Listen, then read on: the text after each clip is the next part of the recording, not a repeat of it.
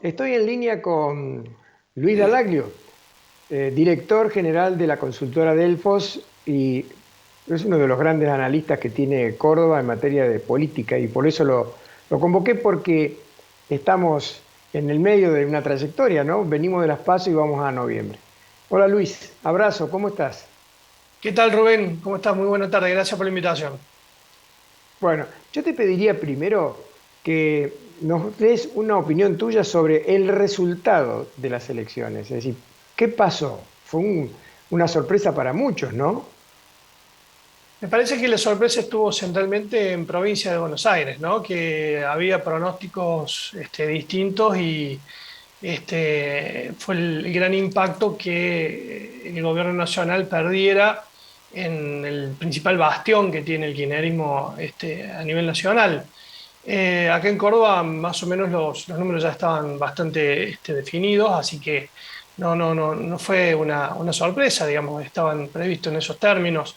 Lo segundo que me parece que hay que marcar ahí es que acá la discusión pasa por un modelo de una metodología política, una metodología de acumulación de poder, una metodología de poner en práctica la autoridad que es propia del kirchnerismo, que había perdido las elecciones en el 2015, que la moderación de esas metodologías políticas con la candidatura de Alberto Fernández le había permitido volver al poder, además de justificado en el fracaso del gobierno de Macri, y esa moderación fue, la moderación de ese modelo político que describía recién, fue lo que le permitió al cristianismo volver al poder. Ahora, cuando eh, Alberto Fernández empezó a tener dificultades, cuando Cristina empezó a tener protagonismo y cuando las metodologías políticas de Cristina empezaron a ser más importantes que las decisiones del presidente, bueno, ahí también, junto con el malestar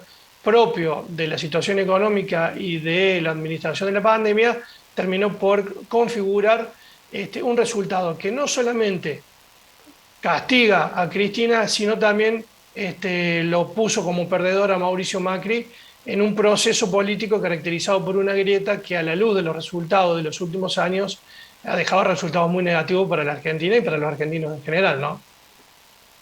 Bueno, yo me lo planteaba en el pequeño editorial que hacía al comienzo del programa sobre una pregunta que te traslado a vos. Es decir, una parte de la sociedad argentina en el 2019 lo castigó a Macri. Ahora hay una parte, no me importa, pero que la castiga a Cristina, digamos, ¿no? Hay una maduración en la sociedad. Se está formando un electorado independiente que antes era más ancestral. Si el abuelo había sido de tal partido, él seguía siendo de ese partido. ¿Hay alguna transformación? ¿Vos ves algo en la sociedad electoral argentina? Veo varias cosas interesantísimas, Rubén. Por un lado, que las nuevas generaciones que han nacido y se han creado en la democracia se han alejado del paradigma de izquierdas y derechas o de peronismo y radicalismo y pivotean mucho sobre temas, ¿no? Sobre temas que de alguna manera se convierten en ejes de debate que no son ajenos a sistemas ideológicos, pero que se presentan con tal fuerza que terminan funcionando de manera transversal a distintas fuerzas partidarias, digamos, ¿no? Por caso el tema del aborto, que tenía de un lado y del otro de la grieta adeptos y gente que lo rechazaba. Lo segundo que veo es que Argentina ya hizo la experiencia de países, de un país o de un sistema republicano más parlamentario. Mauricio Macri le tocó gobernar con minorías en el Congreso. Alberto Fernández gobernó con una minoría en la Cámara de Diputados de la Nación y a la luz de los resultados de las pasos podría quedar también sin mayoría en el Senado, con lo cual me parece que también es algo que la sociedad empezó a advertir que el Congreso puede tener también una función de equilibrio de poder más allá de la sanción de leyes o de convertirse en una escribanía de turno.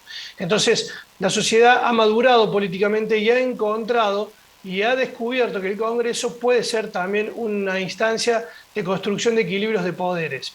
Y lo tercero que te diría que también es muy importante es una conciencia legislativa en el sentido de que hay fuerzas que representan ya no a partidos políticos, sino también a provincias que ha descubierto que en el ámbito del Congreso de la Nación se discuten temas trascendentales, como por ejemplo la ley de presupuesto, que también después involucra a cuestiones tan sensibles como es, por ejemplo, el boleto del colectivo, los subsidios, y las diferencias tremendas que hay entre Buenos Aires y Córdoba, por ejemplo, o en el interior del país, con los servicios públicos. Entonces, todas estas cosas también empiezan a tallar en una conciencia parlamentaria, en una conciencia legislativa, que empiezan a tener peso en las decisiones electorales. Y por último, eso en un contexto donde, como te decía recién, se da una discusión en el marco de una grieta que la sociedad ya se ha ido retirando de la grieta en términos de opinión.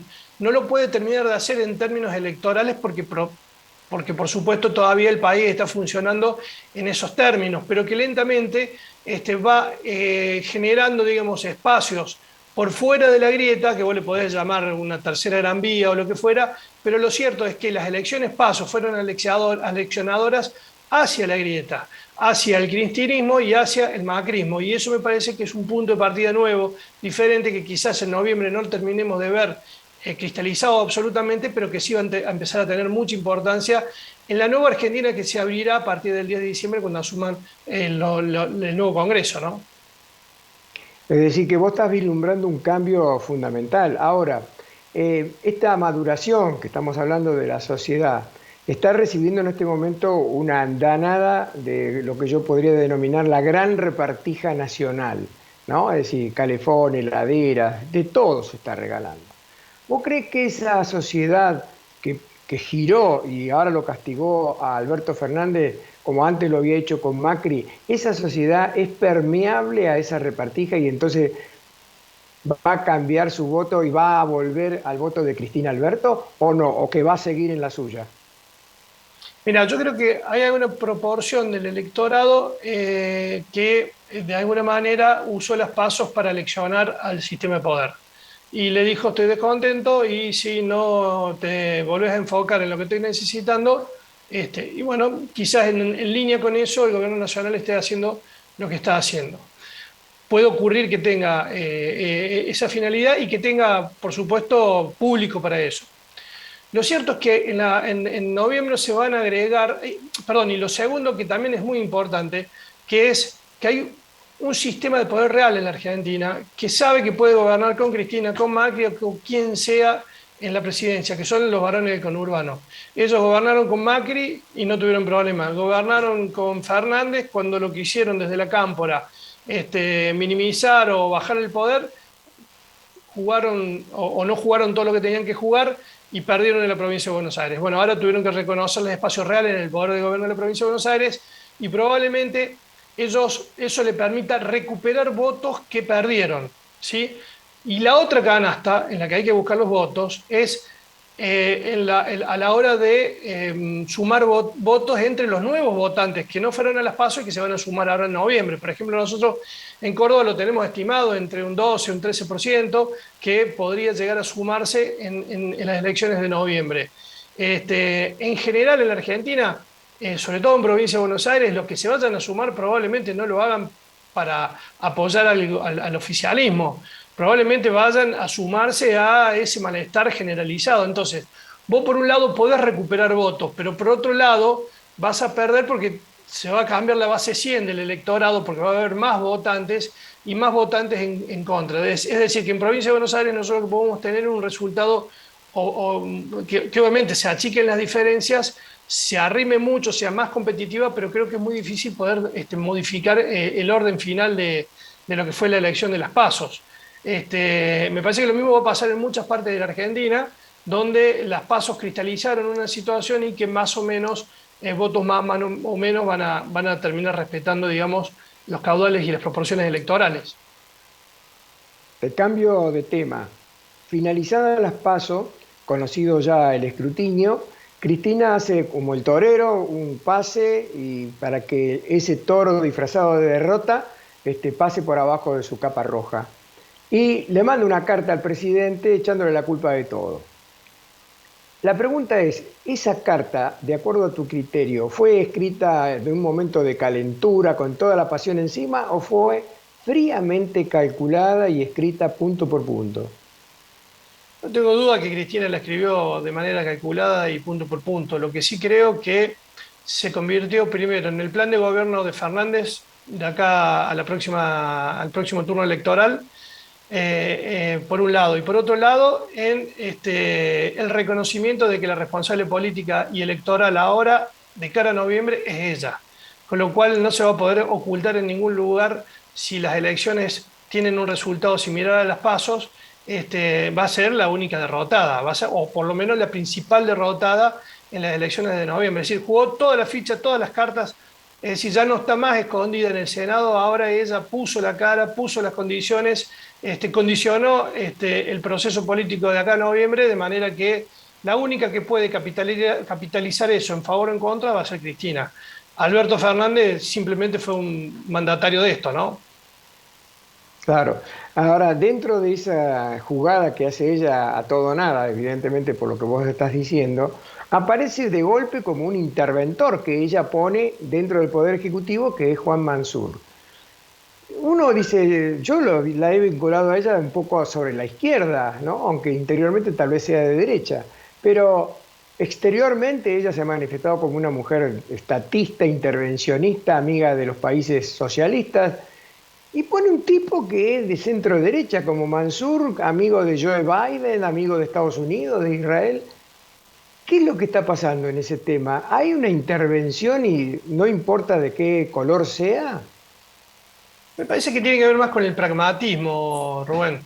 No te olvides que puso como compañero de vice en algún momento a Cobos, que era un radical, después lo puso a Vudú, que venía del liberalismo, de la UCD. Digamos, me parece que y gobernó siempre con el Chino Zanini, que es un hombre que está así más volcado hacia los partidos de izquierda, que en su origen está en los partidos de izquierda. Entonces me parece que tiene que ver más con el pragmatismo que con una cuestión ideológica. Ella marca de alguna manera un rumbo, tiene un concepto general ideológico por donde transitar, pero me parece que tiene mucho que ver también con un modelo político más allá de la cuestión ideológica, que es un modelo feudal, un modelo para sentarse arriba de una caja, de tratar de cristalizar pobreza y de gobernar desde el látigo y no desde la construcción de consensos, de la construcción de diálogos. Tiene una lógica política en ese caso muy setentista, ¿no? También cómo se manejaban las organizaciones de izquierda en la década del 70, del peronismo de izquierda. Entonces me parece que, digamos, en este caso lo que está caracterizando la designación, por ejemplo, de Juan Carlos Mansur, es precisamente su pragmatismo, ¿no? Está bien. De acuerdo a tu experiencia de hombre de trayectoria ya en el escaneo de la opinión pública, ¿qué percepción tenés vos personal respecto a noviembre? ¿Se achica la diferencia? ¿Se expande? ¿Gana el oficialismo? ¿Cómo lo ves? Bueno, un poco era lo que charlábamos recién, ¿no? Es decir, la pelea de fondo es provincia de Buenos Aires, ahí se va a definir obviamente mucho del futuro del gobierno nacional. Ahí charlábamos recién, te planteaba que acá había dos grandes bolsas o lugares de donde obtener votos, ¿no? Uno es recuperar lo que perdiste porque no hiciste los acuerdos que tenías que hacer, por ejemplo, con los varones del conurbano, y ahí quizás recuperes porque has hecho un nuevo acuerdo, pero por otro lado tenés los nuevos votantes que me parece que si son entre un 5 y un 6% a nivel nacional y en provincia de Buenos Aires también, la gran mayoría de esos nuevos votantes me parece que no son a favor del kirchnerismo, sino que son en contra. Entonces, lo que puedas recuperar por un lado lo vas a perder, lo podés llegar a perder en no captar gran parte de esos nuevos votantes. Entonces, ¿se puede achicar un poco la diferencia? Sí, es muy probable que se achique. No sé si les va a alcanzar para que se dé vuelta el resultado. Está bien, me quedan 30 segundos, Luis, por sí, Sí. casi por sí o por no. ¿Se puede bajar el gasto público sin costo político? Sin costo social, diría. Mirá, hoy, si yo te invitara a vos a alguno de los estudios que hacemos nosotros cualitativos y nosotros a la gente le reclutamos, a la misma gente que le encuestamos en la calle, en la casa, después las invitamos a participar de estos grupos. El nivel de angustia, el nivel de quiebre, el nivel de necesidad, el nivel de... Queda muy poco margen social para hacer grandes ajustes o hacer grandes ordenamientos disruptivos, digamos, que de un día para el otro vos, por ejemplo, quieras inserir tarifas. Tenés poco margen, no tanto con los sectores bajos, sino con sectores medios, medios bajos que se han visto empobrecidos durante la pandemia. Muchos que tienen su taller mecánico, su peluquería, los profesionales independientes, mucha gente que vive de su trabajo cotidianamente, le ha quedado demasiado poco margen como para poder soportar, digamos, una nueva embestida desde el punto de vista del ajuste económico. Por eso Argentina está en una encrucijada entre la necesidad de ver cómo ordena sus cuentas y cómo hace que ese ordenamiento de las cuentas pueda contemplar también la necesidad de integrar o de entender lo que le está pasando socialmente a la población, que es muy poco margen, te lo digo, porque realmente cuando uno escucha a los cordobeses y en general a los argentinos en los grupos motivacionales, cuando hacemos la encuesta, realmente vemos la profundidad de la ruptura y del quiebre social que quedó después de la pandemia. Muchas gracias, Luis. Te mando un gran abrazo y Rubén, hasta el próximo encuentro. gracias por la invitación, hasta luego.